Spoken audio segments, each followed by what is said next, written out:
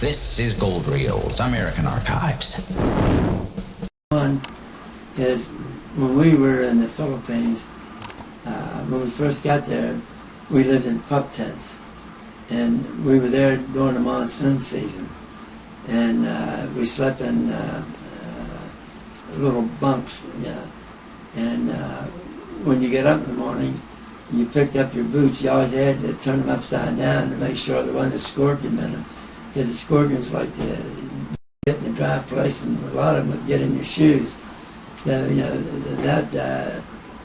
that was really kind of spooky. It wasn't so funny, it was spooky, but the funny thing was, there was a lot of pythons in the Philippine jungles, and because we were right in the middle of Samar, it was a jungle. And so what they did, they would catch monkeys. And the way they'd catch a monkey, they'd get a coconut and put a hole, they'd empty it out and put a hole in the center of it and put a string on the other end of it and tie it to the tent. And they'd fill it with rice. Well, the monkey, they really like rice. So they'd put their hand in there and get a handful of the rice.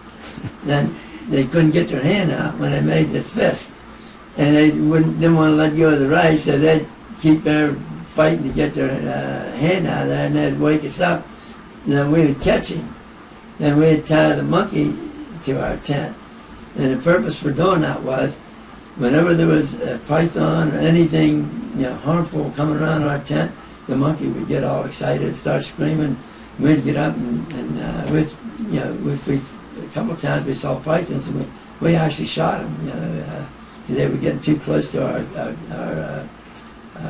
area, our living area. So when it come time to get up to board the ship, we loved that little creature. He was really sweet.